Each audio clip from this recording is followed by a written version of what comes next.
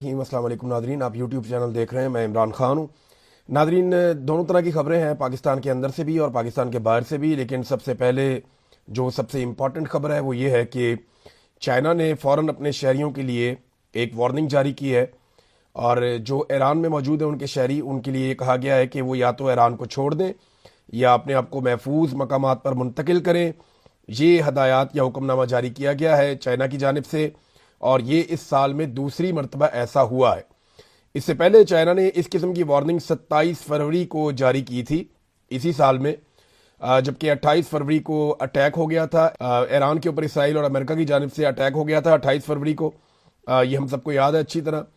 तो एक मरतबा फिर चाइना ने उसी नौयत की एक वार्निंग जारी की है, और ऐसा लगता है कि अब दोबारा हमला होने वाला है, या कम से कम चाइना के पास ऐसी इंफॉर्मेशन है कि कोई बड़ा हमला दोबारा से हो सकता है। अमेरिका खित्ते में अपनी ताकत को बहुत ज़्यादा बढ़ा रहा है। 2003 के बाद पहली मरतबा अमेरिका के बहरी बेड़े इतनी बड़ी तादाद में खलीजी ममालिक के आसपास मौजूद हैं। यहाँ 3 डिफरेंट एरियाज़ हैं। मैंने कल आपको नक्शे से बताया भी था पिछली वीडियो में। एक तो अरेबियन सी में इन्होंने डेरे डाले हैं, पाकिस्तान के सामने, ओमान और पाकिस्तान के बीच वाले एरिया में। यहाँ पे अमेरिकन बहरी बेड़ा मौजूद है। रेड सी के अंदर भी ये पहुँच गए हैं, और रेड सी में आने के लिए बाब मंदब से एक रास्ता आता है, वहाँ से कुछ इनकी फोर्स पहुंची है, और कुछ फोर्स जो है वो नहर स्वेज से मिस्र के बीच में से निकल कर यहाँ पहुंची है। और तीसरी ताकत इन्होंने इकट्ठी की है अमेरिकन एक बहरी बेड़े को इसराइल के बिल्कुल अकब में। यानी ये वो जगह है जहाँ से अमेरिका अपने इंटरसेप्टर्स भी इस्तेमाल करता था, और उन्होंने अपने बहरी बेड़े के ऊपर एक इंटरसेप्टर्स का पूरा निज़ाम लगाया हुआ था कि अगर ईरानी मिसाइल आते हैं इसराइल को हिट करने के लिए, तो वहां से अमेरिका प्रोटेक्शन देता था इसराइल को। तो अब ये इन 3 जगहों पे अमेरिका मौजूद है, जबकि मिडल ईस्ट में अमेरिका बहुत तेज़ी से नकलो हरकत कर रहा है। यानी जो मूवमेंट देखी गई है सऊदी अरेबिया में वो बहुत बहुत ख़ास है। जबकि इसराइल में बिन गवेर एयरपोर्ट हो या बाकी एयरपोर्ट्स हों, वहाँ पे बहुत बड़ी तादाद में अमरीकी तैयारे पहुँचे हैं जो उनकी एयरफोर्स से ताल्लुक़ रखते हैं।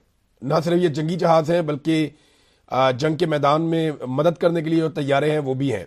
एक अमरीकी अवाक्स तैयारा, जिस तरह के तैयारे को पहले सऊदी अरब में तबाह कर दिया था ईरान ने, वो तैयारा भी उड़ान भर चुका है, और अब वो फ़िज़ाई ऑपरेशंस के लिए जायज़ा ले रहा है। ये मुबैना तौर पर इतलात अब तक आई हैं। अब अमेरिका अपनी ताकत बढ़ा रहा है। चाइना ने फौरी तौर पर अपने शहरियों के लिए एक एडवाइजरी जारी कर दी है, जबकि ईरान ने अगर ईरान के ऊपर हमला हुआ तो इस सूरत में कुछ अहदाफ बता दिए हैं कि इन अहदाफ को ईरान टारगेट करेगा। ये बहुत इंपॉर्टेंट है, और ख़ास तौर पे अरब ममालिक के लिए। ईरान के सरकारी टीवी ने तवानाई की इन तनसीबात की फहरिस्त जारी की है जिनके बारे में उनका कहना है कि जंग दोबारा शुरू होने की सूरत में उन्हें निशाना बनाया जा सकता है।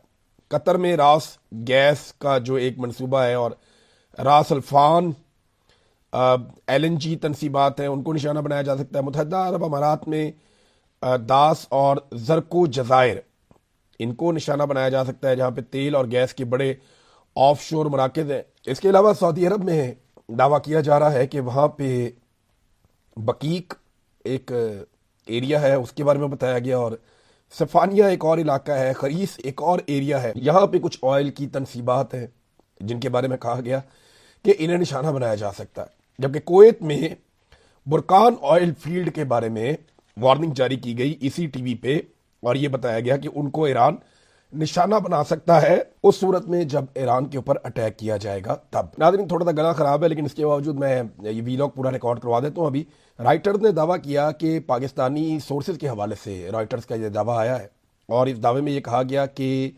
अब्बास अराक्ची जो वज़ीर ख़ारजा है ईरान के, वो एक छोटे से वफद के हमरा जुमे की रात को इस्लामाबाद पहुंच जाएंगे। देखिए, अल्टीमेटली होने तो मुज़ाकरात है।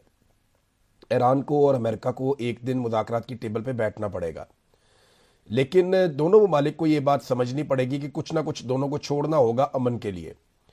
ईरान को कोई ऐसा रास्ता निकालना पड़ेगा जिसमें उसकी इज्जत भी रहे, उसकी बका भी रहे, और उसके लोगों की जो है उनके जज्बात भी मजरूह ना हो, और अमेरिका को भी कोई फेस सेविंग मिल जाए। जबकि अमेरिका को भी कुछ ना कुछ ईरान को ऐसा देना पड़ेगा जिसके नतीजे में डोनाल्ड ट्रंप की थोड़ी सुबकी ज़रूर हो जाएगी, लेकिन कुछ ना कुछ फेस सेविंग उन्हें भी मिल जाएगी। تو بیچ کا راستہ نکالنا پڑے گا, بڑے بڑے مسائل کا حل نکل آتا ہے. یہاں پہ الٹیمیٹلی ایک دن انہیں بیٹھنا پڑے گا. لیکن اگر امریکہ کو یہ لگتا ہے کہ وہ طاقت کے بلبوتے پہ سارے ہتھیار یہاں پہ اکٹھے کر کے ایران سے یک طرفہ سرنڈر کروا دے گا, تو یہ اس کے لیے پھر ایک نئی مصیبت بن جائے گی. ایرانیوں کا ریکارڈ ہے کہ وہ ایسے سرنڈر نہیں کرتے, اور یہ ایرانی بار بار کہہ چکے ہیں. بہرحال مذاکرات کے لیے اگر تو یہ آ رہی ہے ٹیم تو بڑی اچھی بات ہے. عراقچی پاکستان میں آ رہے ہیں, پھر امریکن بھی آ جائیں گے اور مذاکرات دوبارہ سے شروع ہو جائیں گے. لیکن پاکستان نے بدقسمتی سے دوسرا ہفتہ ہے اسلام آباد راولپنڈی کو بند کیا ہوا ہے. یہ خبر بھی رائٹرز نے دی ہے. ایکچولی رائٹرز جو ہے وہ اسی کے اوپر سرکار سے رابطے کر رہا تھا بار بار, اور وہ یہ جاننا چاہ رہے تھے کہ اسلام آباد کی اور راولپنڈی کی بندش کے پیچھے سائنس کیا ہے, آپ اسے کھول کیوں نہیں دیتے. تو خبر یہ ہے کہ اسلام آباد کو یا پاکستانی گورنمنٹ کو, موجودہ رجیم کو, عاصم منیر کو اور شہباز شریف کو اس بات پہ شک ہے کہ اگر کوئی اچھی ڈیل بنتی ہے تو ڈونلڈ ٹرمپ اس کا کریڈٹ لینے کے لیے خود پاکستان آئے گا. اور ہو سکتا ہے ڈونلڈ ٹرمپ نے کسی موقع پر انہیں کوئی آسرا کروا بھی دیا ہو, کیونکہ ڈونلڈ ٹرمپ یہ بہت اچھی طرح سے جانتے ہیں کہ اگر میں یہ کہوں گا کہ میں نے پاکستان آنا ہے تو عاصم منیر اور شہباز شریف دگنی محنت کریں گے اور زیادہ زور لگائیں گے. تو اب اسلام آباد اور پنڈی کو بند رکھا ہوا ہے. یہ جناب علی دوسرا ہفتہ شروع ہو گیا ہے, لہذا سیکیورٹی کا ایسا انتظام انہوں نے کیا کہ کوئی بھی چھوٹا سا واقعہ ایسا نہ ہو جائے جس کے بعد امریکن یہ وجہ بنا دیں کہ جناب ڈونلڈ ٹرمپ نے آنا تھا تو یہاں پہ سیکیورٹی ریزنز کی وجہ سے ڈونلڈ ٹرمپ نہیں آئے. اور اس سے پہلے جو ہے وہ اسی قسم کی باتیں کی گئی تھی جے ڈی وینس کے حوالے سے بھی, جب وہ دوسری مرتبہ آنا چاہ رہے تھے کہ جناب سیکیورٹی کے معاملات ہیں, اور یہ ڈونلڈ ٹرمپ نے خود بھی ایک سٹیٹمنٹ دیا ہوا تھا. بہرحال اب وہاں پہ دیکھیں نا, اسلام آباد میں صورتحال یہ ہے کہ عدالتیں بند ہیں. جن ممالک کی جنگ ہو رہی ہے ان کی عدالتیں کھلی ہیں, پاکستان میں بند ہیں, اور یہ دارالحکومت ہے. اسکول بند ہیں, تعلیمی ادارے بند ہیں, راستے بند ہیں, مارکیٹیں بند ہیں, کاروباری مراکز بند ہیں, دفاتر بند ہیں, رہائشی علاقے بند ہیں. یعنی سب کچھ تو بند کر کے رکھا ہوا ہے پاکستان میں, اور یہ پاکستان کا دارالحکومت ہے. جب دارالحکومت بند ہے تو پھر آپ سمجھیں کہ اس کا اثر جو ہے وہ پورے ملک کے اوپر پڑتا ہے.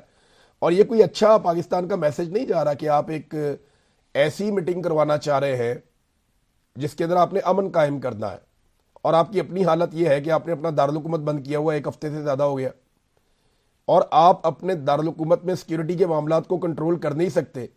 دنیا کی سیکیورٹی کے معاملات کو آپ کنٹرول کرنے جا رہے ہیں, اور حالات ان کے یہ ہو گئے کہ چھوٹی سی بات سے چڑھ جاتے ہیں. یہاں پہ میں آپ کو ایک خبر دیتا ہوں, میں خود بھی یہ خبر سن کے میں نے جب پڑھی تو میں حیران ہو گیا کہ یہ کس لیول پہ پہنچ گئے ہیں. خبر یہ بتاتی ہے کہ ایک صاحب ہیں, انہوں نے بیچارے نے ایک مذاق کر دیا, یعنی ترنول پھاٹک بھی آپ نے ہرمز بنا ہوا ہے, اس قسم کی انہوں نے بات کر دی کہ نہ یہ پھاٹک کھلتا ہے تو نہ آپ نے ہرمز کھلتی ہے. اب ایک بیچارہ سوشل میڈیا ایکٹیوسٹ ہے, اس نے یہ بیچارے نے پوسٹ کر دی. اب پولیس نے اس کو جا کے گرفتار کر لیا کہ جناب مذاق اڑا رہے ہیں. وکیل صاحب ہیں راجہ عمران صاحب, وہ کہتے ہیں کہ ان کے پروفیشن میں یا ان کے پورے کیریئر میں پہلی مرتبہ ایسا ہوا کہ کسی شخص نے سوشل میڈیا پر پوسٹ لگائی ہو اور اس کے خلاف سیکشن 144 کی خلاف ورزی کرنے کا مقدمہ درج کر دیا گیا. 144 تو یہ ہوتا ہے نا کہ آپ ہجوم اکٹھا کر دیں, کیونکہ اسلام آباد میں وہ کہتے ہیں جی صورتحال بڑی نازک ہے لہذا دفعہ 144 ہم نے لگائی ہوئی ہے. تو ٹھیک ہے, آپ نے دفعہ 144 لگائی ہوئی ہے, اچھی بات ہے.